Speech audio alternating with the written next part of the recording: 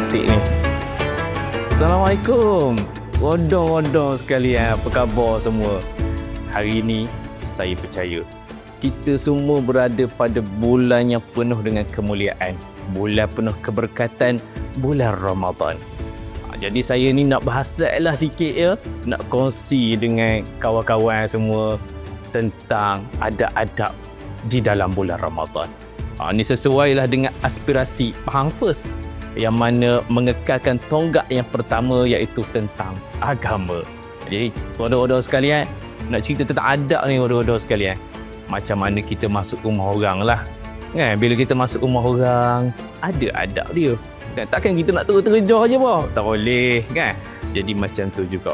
Bila mana kita masuk bulan Ramadan ni, ada adab kita kena jaga. Untuk pastikan kita tak rugi, untuk pastikan kita dapat pahala Ramadan yang berterusan. Yang pertama, tuan-tuan perempuan, penonton sekalian. Yang pertama, jaga niat. Niat kita kena jaga baik-baik. Niat tu kita jaga kerana Allah. Jangan niat bukan-bukan.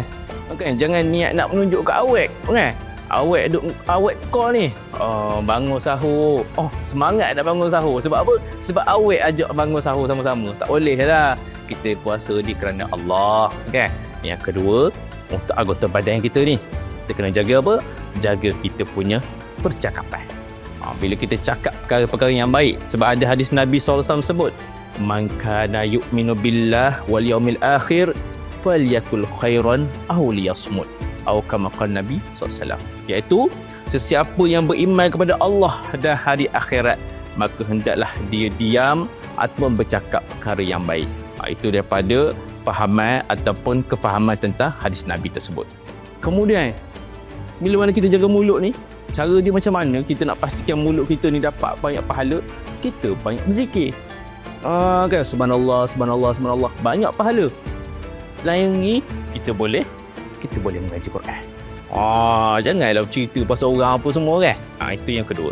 Yang ketiga, tuan-tuan dan puan-puan, para penonton sekalian, kita jaga telinga kita. Jangan kita mendengar perkara yang bukan-bukan.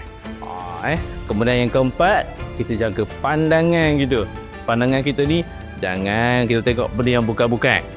Kita jaga pandangan kita ni, kita tengok Quran, tengok perkara-perkara yang baik. Antara lain, tengok wajah mak kita, mak ayah kita. Dapat pahala. Kan? Daripada kita menengok benda yang bukan-bukan, tengok wajah mak ayah kita. Okey. Kemudian, bodoh-bodoh sekalian, ada adab lain lagi adalah kita menjaga kemuliaan bulan Ramadan ni adalah kita jaga emosi diri kita. Kita banyakkan ibadat, banyakkan amalan-amalan kita. Kita banyakkan perkara-perkara yang mendatangkan keberkatan, menambahkan ganjaran pahala di dalam bulan Ramadan. Jadi tu sikit sebanyak lah. Banyak lagi kau nak cerita. Tapi ini sikit sebanyak untuk saya kongsikan pada masa ini. Mudah-mudahan kita sama-sama dapat manfaat. Jadi terima kasih kepada semua. Assalamualaikum warahmatullahi wabarakatuh.